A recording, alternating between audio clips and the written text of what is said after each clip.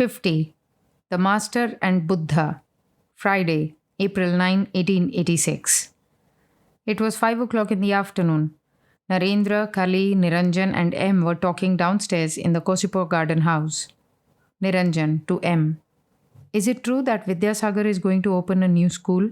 Why don't you try to secure employment there for Naren? Narendra. I have had enough of service under Vidyasagar. Narendra had just returned from a visit to Bodh Gaya, where he had gone with Kali and Tarak. In that sacred place, he had been absorbed into deep meditation before the image of Buddha.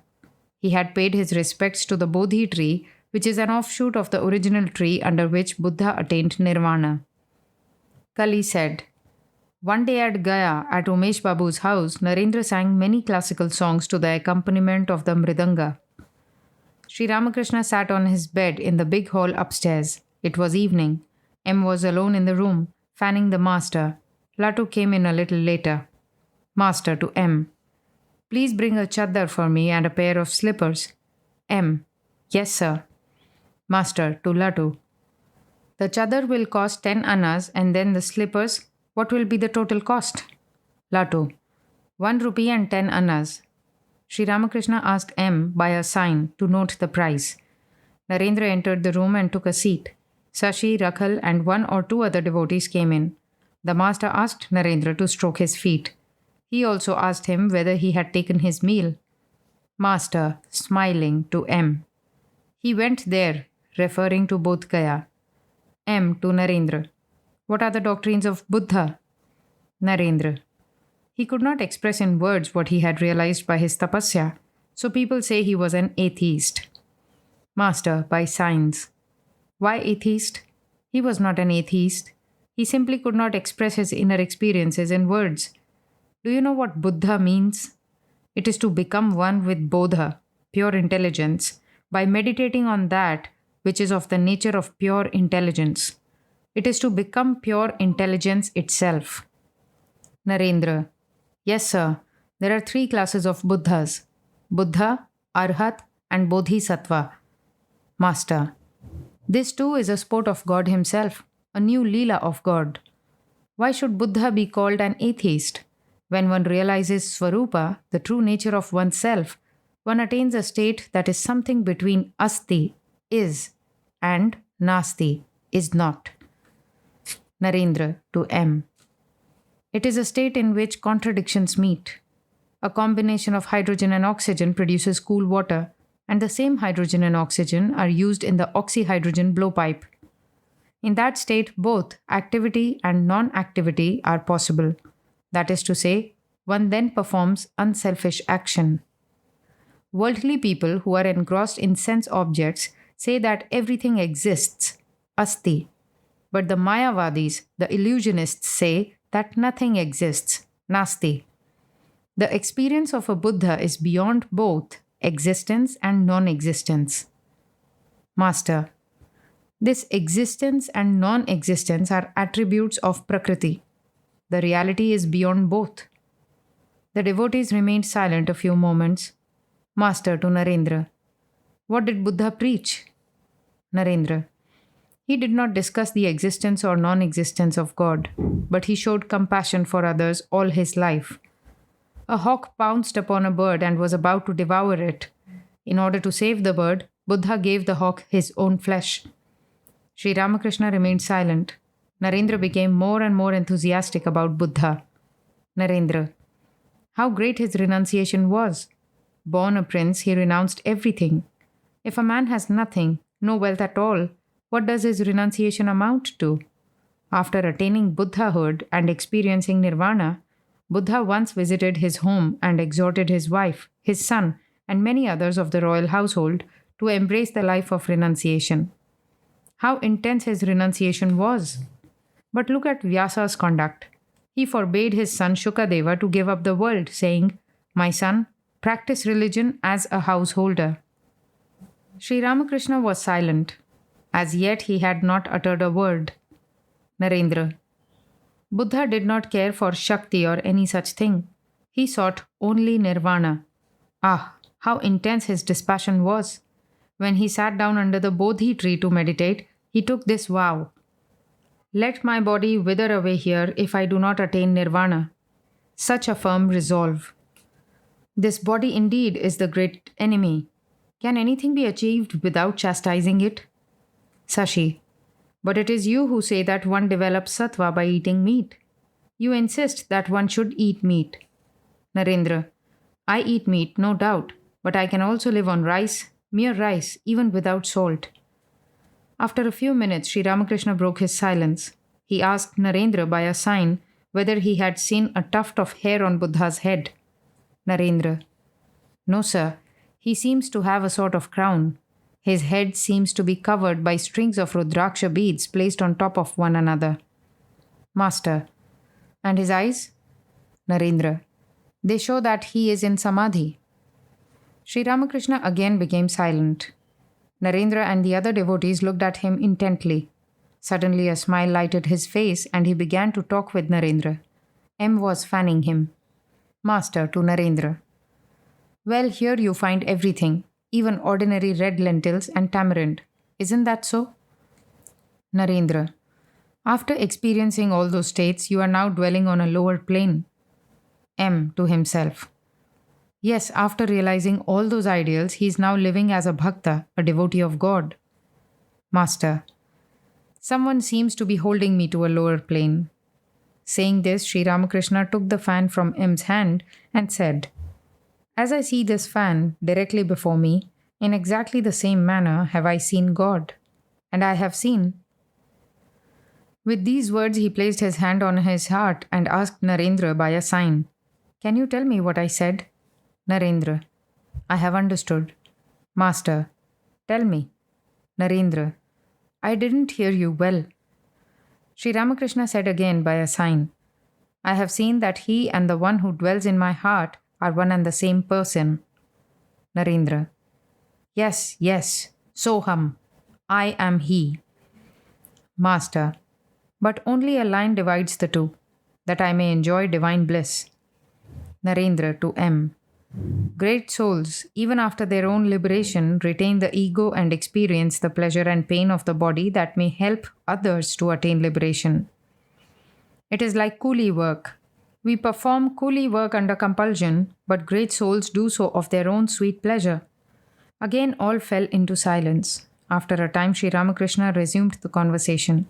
Master to Narendra and the others: The roof is clearly visible, but it is extremely hard to reach it. Narendra: Yes, sir. Master: But if someone who has already reached it drops down a rope, he can pull another person up. Once a sadhu from Rishikesh came to Dakshineshwar. He said to me, How amazing! I find 5 kinds of samadhi manifested in you. Just as a monkey climbs a tree, jumping from one branch to another, so also does the Mahavayu, the great energy, rise in the body, jumping from one center to another, and one goes into samadhi. One feels the rising of the great energy, as though it were the movement of a monkey. Just as a fish darts about in the water and roams in great happiness, so also does the Mahavayu move upward in the body, and one goes into samadhi. One feels the rising of the great energy, as though it were the movement of a fish.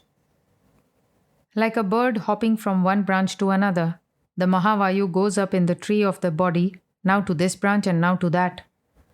One feels the rising of the great energy as though it were the movement of a bird. Like the slow creeping of an ant, the Mahavayu rises from center to center. When it reaches the Sahasrara, one goes into samadhi. One feels the rising of the great energy as though it were the movement of an ant. Like the wriggling of a snake, the Mahavayu rises in a zigzag way along the spinal column till it reaches the Sahasrara, and one goes into samadhi. One feels the rising of the great energy as though it were the movement of a snake. Rakhal to the other devotees: Let us stop here. He has already talked a great deal. It will aggravate his illness. Monday, April 12, 1886. About 5 o'clock in the afternoon, Sri Ramakrishna was sitting on the bed in his room in the Kosipur garden house. Sashi and M were with him. He asked M by a sign to fan him. There was a fair in the neighborhood in celebration of the last day of the Bengali year. A devotee whom Sri Ramakrishna had sent to the fair to buy a few articles returned. "What have you bought?" the master asked him. Devotee: "Candy for 5 pice, a spoon for 2 pice, and a vegetable knife for 2 pice." Master: "What about the pen knife?" Devotee: "I couldn't get one for 2 pice." Master eagerly: "Go quickly and get one." M was pacing the garden. Narendra and Tarak returned from Calcutta. They had visited Girish Ghosh's house and other places. Tarak: "We have eaten a great deal of meat and other heavy stuff today." Narendra: "Yes, our minds have come down a great deal. Let us practice tapasya." To M: "What slavery to body and mind? We are just like coolies, as if this body and mind were not ours but belonged to someone else." In the evening, lamps were lighted in the house. Sri Ramakrishna sat on his bed, facing the north. He was absorbed in contemplation of the Mother of the Universe. A few minutes later, Fakir, who belonged to the priestly family of Balaram, recited the hymn of forgiveness addressed to the Divine Mother. Sashi, M, and 2 or 3 other devotees were in the room. After the recital, Sri Ramakrishna, with folded hands, very respectfully bowed to the deity. M was fanning Sri Ramakrishna. The master said to him by signs, "Get a stone cup for me that will hold a quarter of a seer of milk, white stone." He drew the shape of the cup with his finger. M: "Yes, sir." Master: "When eating from other cups, I get the smell of fish." Tuesday, April 13, 1886. It was about 8 o'clock in the morning. M had spent the night at the garden house. After taking his bath in the Ganges, he prostrated himself before Sri Ramakrishna. Ram had just come. He saluted the master and took a seat. He had brought a garland of flowers, which he offered to the master. Most of the devotees were downstairs. Only 1 or 2 were in the master's room. Sri Ramakrishna was talking to Ram. Master: "How do you find me?" Ram: "In you one finds everything. Presently there will be a discussion about your illness." The master smiled and asked Ram by a sign, "Will there really be a discussion about my illness?" Sri Ramakrishna's slippers were not comfortable. Dr. Rajendra Datta intended to buy a new pair and had asked for the measurement of his feet. The measurement was taken. Sri Ramakrishna asked M by a sign about the stone cup. M at once stood up. He wanted to go to Calcutta for the cup. Master: "Don't bother about it now." M: "Sir, these devotees are going to Calcutta. I will go with them." M bought the cup in Calcutta and returned to Kosipur at noon. He saluted the master and placed the cup near him. Sri Ramakrishna took the cup in his hands and looked at it. Dr. Rajendra Datta, Dr. Srinath, Rakhal Haldar, and several others came in. Rakhal, Sashi, and the younger Naren were in the room. The physicians heard the report of the master's illness. Dr. Srinath had a copy of the Gita in his hand. Dr. Srinath, to his friends: "Everything is under the control of Prakriti. Nobody can escape the fruit of past action. This is called Prarabdha." Master: "Why? If one chants the name of God, meditates on Him, and takes refuge in Him?" Dr. Srinath: "But sir, how can one escape Prarabdha, the effect of action performed in previous births?" Master: "No doubt a man experiences a little of the effect, but much of it is cancelled by the power of God's name. A man was born blind of an eye. This was his punishment for a certain misdeed he had committed in his past birth, and the punishment was to remain with him for 6 more births. He, however, took a bath in the Ganges, which gives one liberation. This meritorious action could not cure his blindness, but it saved him from his future births." Dr. Srinath: "But sir, the scriptures say that nobody can escape the fruit of karma." Dr. Srinath was ready to argue with the master. Master to M: "Why don't you tell him that there is a great difference between the Ishvara Koti and an ordinary man? An Ishvara Koti cannot commit sin. Why don't you tell him that?" M remained silent and then said to Rakhal, "You tell him." After a few minutes, the physicians left the room. Sri Ramakrishna was talking to Rakhal Haldar. Haldar: "Dr. Srinath studies Vedanta. He is a student of the Yoga Vasishtha." Master: "A householder should not hold the view that everything is illusory, like a dream." Referring to a man named Kalidas, a devotee said, "He too discusses Vedanta, but he has lost all his money in lawsuits." Master, smiling, "Yes, one proclaims everything to be Maya, and still one goes to court." To Rakhal, "Mukherjee of Janai too talked big, but at last he came to his senses. If I were well, I should have talked a little more with Dr. Srinath. Can one obtain jnana just by talking about it?" Haldar, "You are right, sir. I have seen enough of jnana. Now all I need in order to live in the world is a little bhakti. The other day I came to you with a problem on my mind, and you solved it." Master, eagerly, "What was it?" Haldar, "Sir, when that boy," pointing to the younger Naren, "came in, you said he had controlled his passions." Master, "Yes, it is true.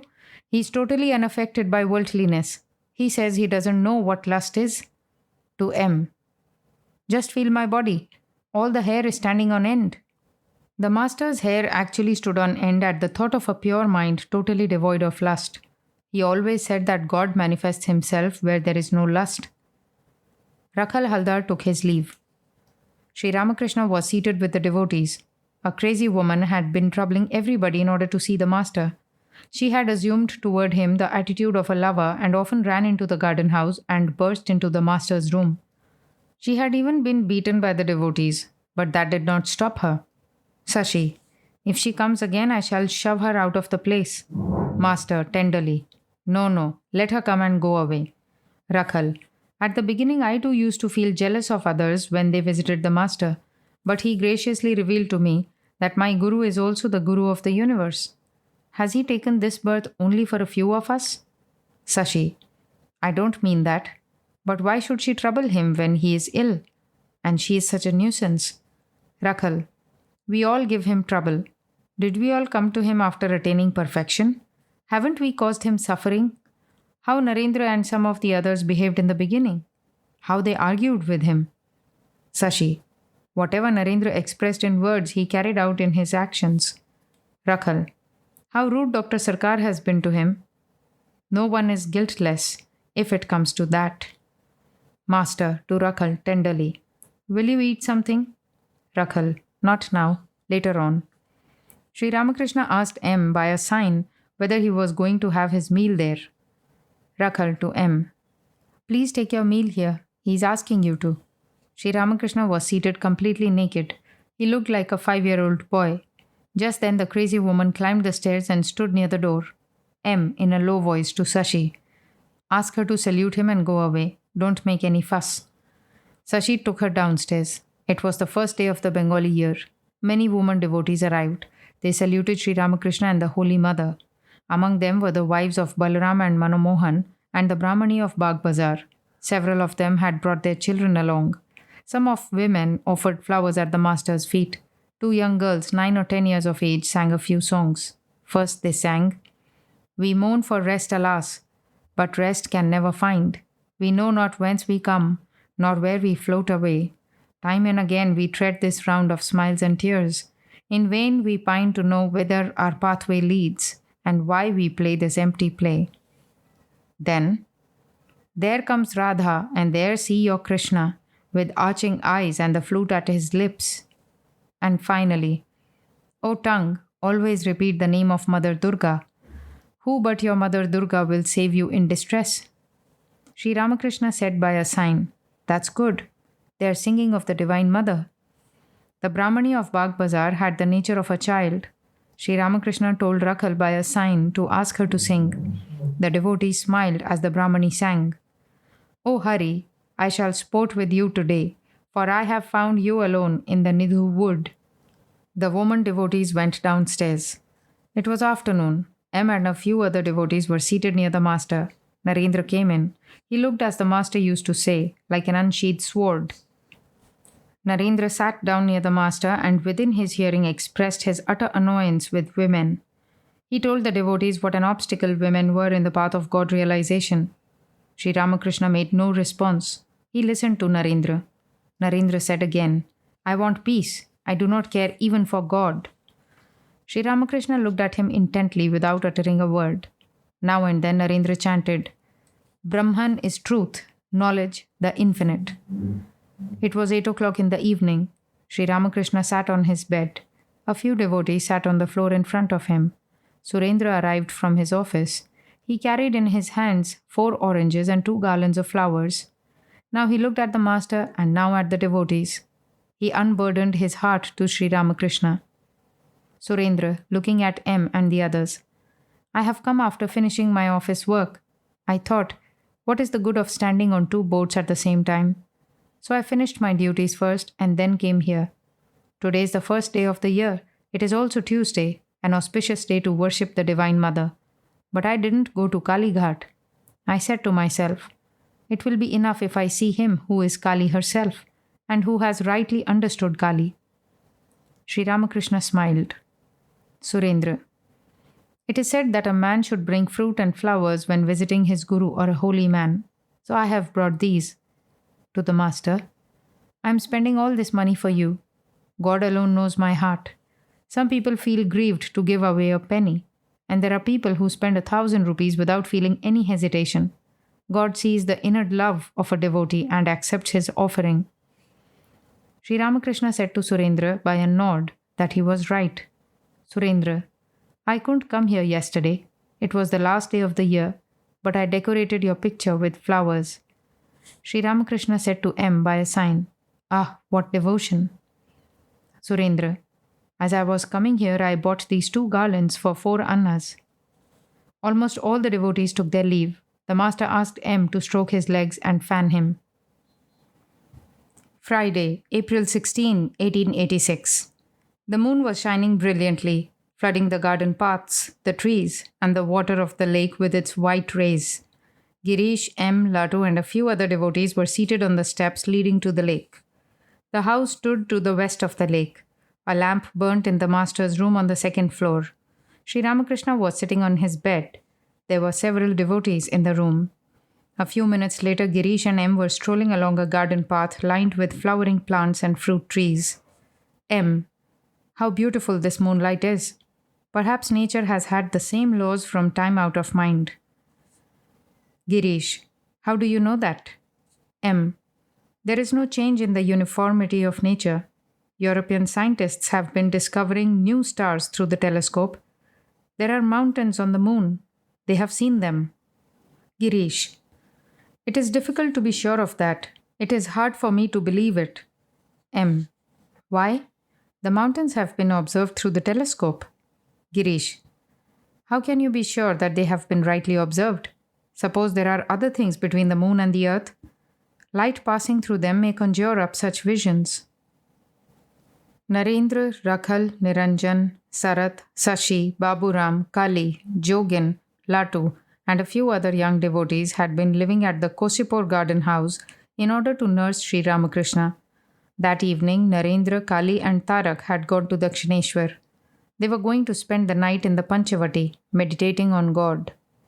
Girish, Latu, and M went to Sri Ramakrishna's room and found him sitting on the bed. Sashi and 1 or 2 devotees had been tending the master. Baburam, Niranjan, and Rakhal also entered the room. It was a large room. Some medicines and a few other accessories were kept near the bed. One entered the room by a door at the north end. Since Sri Ramakrishna had to be tended all night, the devotees stayed awake by turns. The devotee who tended him fixed Sri Ramakrishna's mosquito net and then either lay on a mat on the floor or spent the night sitting up. Since Sri Ramakrishna got very little sleep on account of his illness, his attendant too slept very little. That evening, Sri Ramakrishna was somewhat better. The devotee saluted the master and sat down on the floor. The master asked M to bring the lamp near him. He greeted Girish cordially. Master to Girish. Are you quite well? To Latu. Prepare a smoke for him and give him a betel leaf. A few minutes afterwards, he asked Latu to give Girish some refreshments. Latu said that they had been sent for. Sri Ramakrishna was sitting up. A devotee offered him some garlands of flowers. Sri Ramakrishna put them around his neck one by one. Was he thus worshipping God who dwelt in his heart? The devotees looked at him wonderingly. He took 2 garlands from his neck and gave them to Girish. Every now and then Sri Ramakrishna asked whether the refreshments had been brought. M was fanning the master. On the bed was a sandalwood fan. the offering of a devotee. The master gave it to M, who continued to fan him with it. He also gave M 2 garlands. M had lost a son aged 7 or 8 about a year and a half before. The child had seen the master many a time. Latu was telling Sri Ramakrishna about M. Latu. M wept bitterly last night at the sight of some books that had belonged to his dead child. His wife is almost mad with grief. She sometimes treats her other children violently. She creates a scene at home because he spends the night here now and then. Sri Ramakrishna seemed worried to hear of this. Girish. It is nothing to be wondered at. Even after receiving the instruction of the Bhagavad Gita, Arjuna fainted from grief at the death of his son Abhimanyu. Girish was given the refreshments on a tray. Sri Ramakrishna took a grain and Girish accepted the rest as prasad. He sat in front of the master and began to eat. He needed water to drink. There was an earthen jug in the southeast corner of the room. It was the month of April and the day was hot. Sri Ramakrishna said, "There is some nice water here." The master was so ill that he had not enough strength even to stand up. And what did the disciples see to their utter amazement? They saw him leave the bed, completely naked, and move toward the jug. He himself was going to pour the water into a tumbler. The devotees were almost frozen with fear. The master poured the water into a glass. He poured a drop or two into his hand to see whether it was cool. He found that it was not very cool, but since nothing better could be found, he reluctantly gave it to Girish. Girish was eating the sweets. The devotees were sitting about, and M was fanning Sri Ramakrishna. Girish to the master. Debin Babu has decided to renounce the world. On account of his illness, Sri Ramakrishna could hardly talk. Touching his lips with his finger, he asked Girish by signs, "Who will feed his wife and children?" Girish. "I don't know." The other devotees remained silent. Girish began talking again while he ate the refreshments. Girish. "Sir, which is wiser, to renounce the world regretfully or to call on God leading a householder's life?" Master to M. "Haven't you read the Gita? One truly realizes God if one performs one's worldly duties in a detached spirit, if one lives in the world after realizing that everything is illusory. Those who regretfully renounce the world belong to an inferior class. Do you know what a householder jnani is like? He is like a person living in a glass house. He can see both inside and outside." Again there was silence in the room. Master to M. "The refreshments are hot and good." M. to Girish. "Yes, they were brought from Fagu's shop. The place is famous." Master, smiling. "Yes, famous." Girish. "They are really nice." To the master. "Sir, my mind is now on a very lofty plane. Why does it come down again?" Master. "That always happens when one leads a worldly life. Sometimes the householder's mind goes up, sometimes it goes down. Sometimes he feels a great deal of devotion, sometimes he feels less. This happens because he lives in the midst of woman and gold. Sometimes a householder contemplates God or chants his name, and sometimes he diverts his mind to woman and gold. He is like an ordinary fly, which now sits on a sweetmeat and now on filth or rotting sores.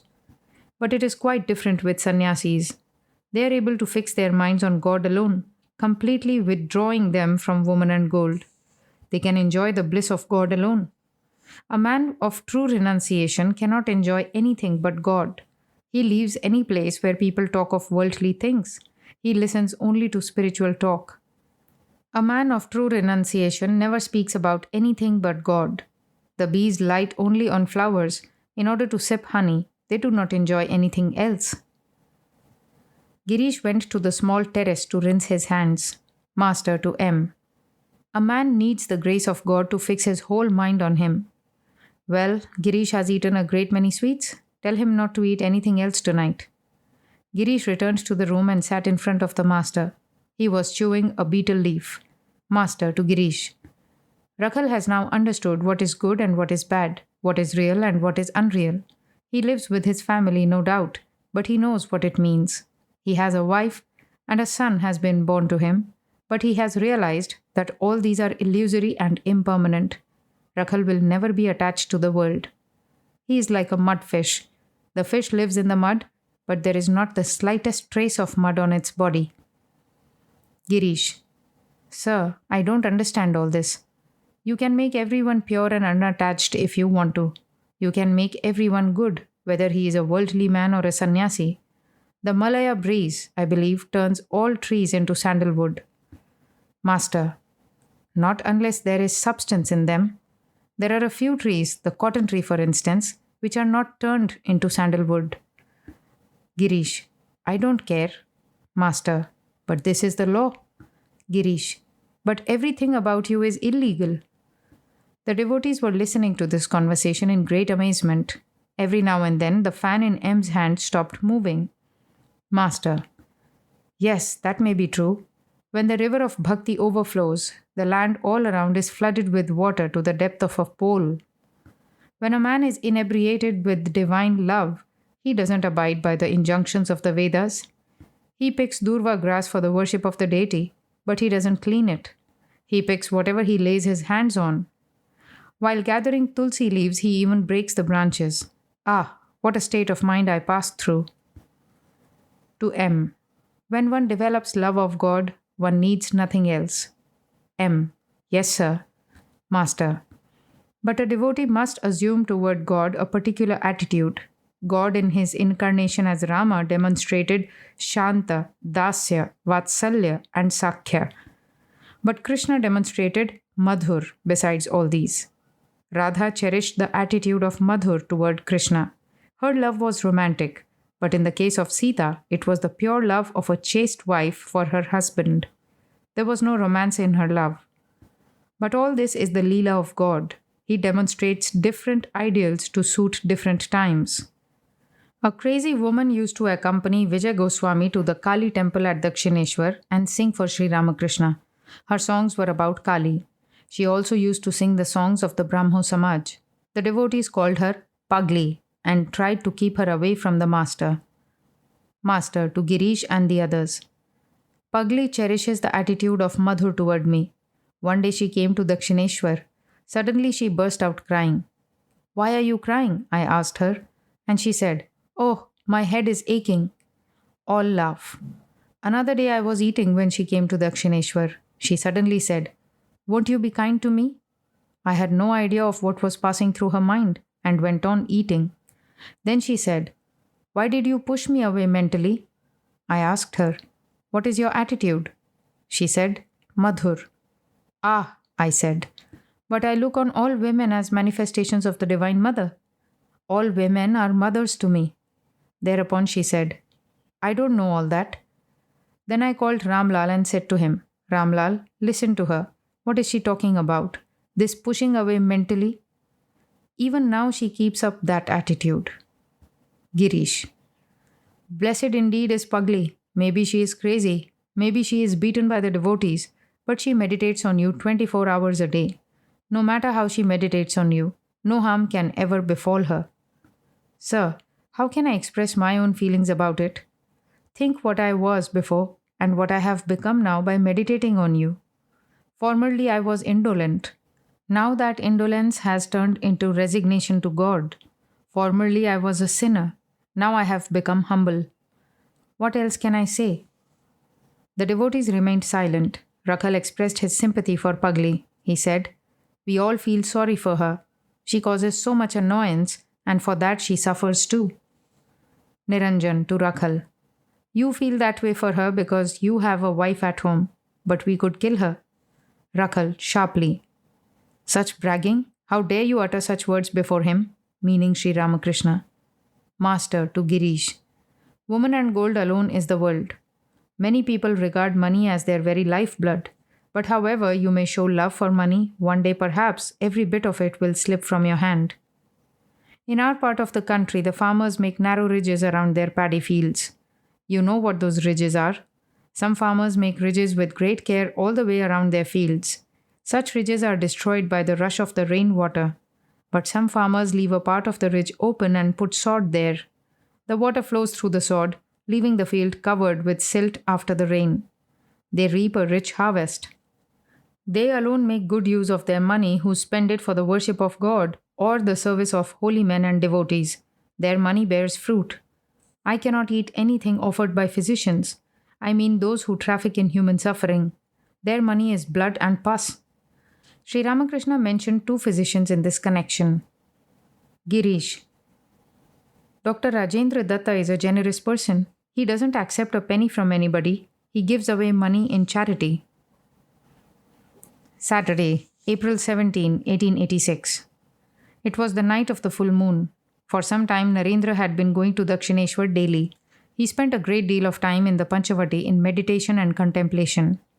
This day he returned from Dakshineshwar in the evening. Tarak and Kali were with him. It was 8 o'clock in the evening. Moonlight and the south wind added to the charm of the garden house. Many of the devotees were meditating in the room downstairs. Referring to them, Narendra said to M, "They are shedding their upadhis one by one."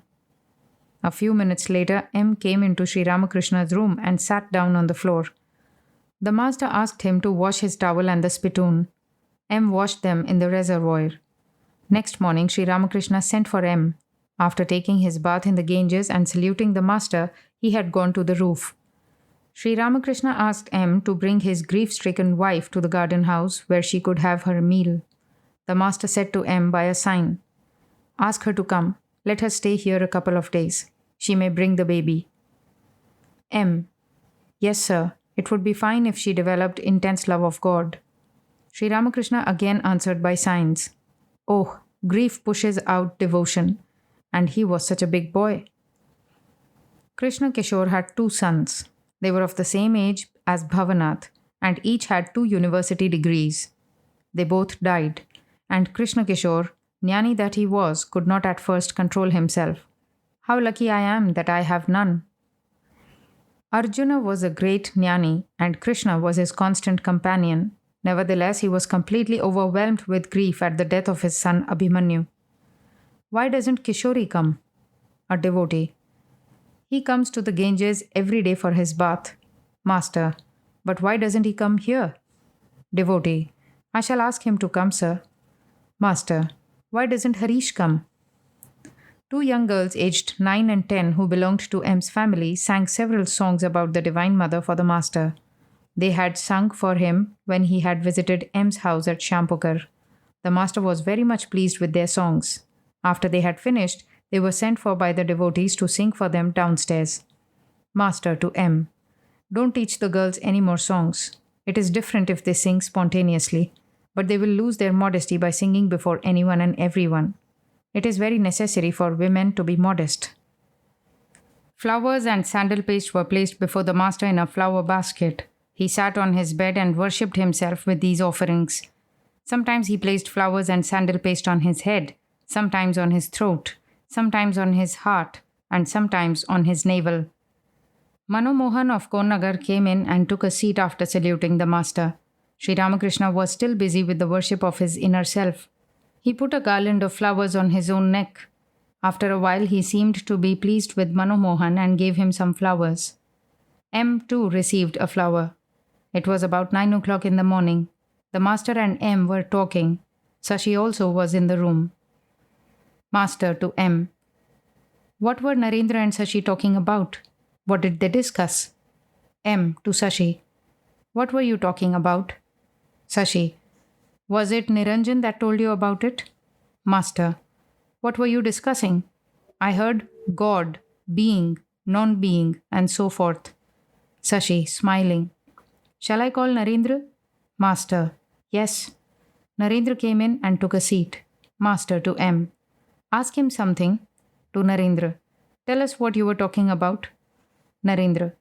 I have indigestion. What's there to tell you about? Master. You will get over your indigestion. M. Smiling. Tell us about the experience of Buddha. Narendra. Have I become a Buddha that you want me to talk about him? M. What does Buddha say about the existence of God? Narendra. How can you say that God exists? It is you who have created this universe. Don't you know what Berkeley says about it? M. Yes, I do. According to him, esse is percipi. The world exists as long as the sense organs perceive it. Master. Nangta used to say, the world exists in mind alone and disappears in mind alone. But as long as I consciousness exists, one should assume the servant and master relationship with God. Narendra to M. How can you prove by reasoning that God exists? But if you depend on faith, then you must accept the relationship of servant and master. And if you accept that, and you can't help it, then you must also say that God is kind. You think only of the suffering in the world. Why do you forget that God has also given you so much happiness? How kind He is to us. He has granted us three very great things: human birth, the yearning to know God, and the companionship of a great soul. All were silent. Master to Narendra. I feel very clearly that there is someone within me. Dr. Rajendra Lal arrived and took a seat. He had been treating the master with homeopathic medicine. When the talk about medicine was over, Sri Ramakrishna pointed out Manomohan to the doctor. Rajendra. He is a distant relative of mine. Narendra went downstairs. He was singing to himself, Lord, thou hast lifted all my sorrow with the vision of thy face, and the magic of thy beauty has bewitched my mind. Beholding thee, the seven worlds forget their never-ending woe. What shall I say then of myself, a poor and lowly soul? Narendra had a little indigestion. He said to M, If one follows the path of bhakti, then the mind comes down a little to the body. Otherwise, who am I? Neither man nor God. I have neither pleasure nor pain. It was about 9 o'clock in the evening. Surendra and a few other devotees entered Sri Ramakrishna's room and offered him garlands of flowers. Babu Ram, Latu, and M were also in the room. Sri Ramakrishna put Surendra's garland on his own neck. All sat quietly. Suddenly the master made a sign to Surendra to come near him. When the disciple came near the bed, Sri Ramakrishna took the garland from his neck and put it around Surendra's. Surendra saluted the master. Sri Ramakrishna asked him by a sign to rub his feet. Surendra gave them a gentle massage. Several devotees were sitting on the bank of the reservoir in the garden, singing to the accompaniment of drum and cymbals. Sri Ramakrishna sent them word through Latu to sing the name of Hari. M, Babu Ram, and several others were still sitting in the master's room. They heard the devotees singing, There dances my Gora, chanting Hari's name. When the master heard the song, he made a sign to Babu Ram and M to join them. He also asked them to dance. A few minutes later, Sri Ramakrishna sent another devotee to the singers to ask them to sing the following improvised lines. Ah, my Gora even knows how to dance. How can I describe my Gora's moods? My Gora dances with both his hands upraised. The music was over. Surendra was almost in an ecstatic mood. He sang, Crazy is my father, crazy is my mother, and I, their son, am crazy too. Shama is my mother's name. My father strikes his cheeks and makes a hollow sound. Baba bomb, and my mother, drunk and reeling, falls across my father's body. Shama's streaming tresses hang in vast disorder. Bees are swarming numberless about her crimson lotus feet. Listen, as she dances, how her anklets ring.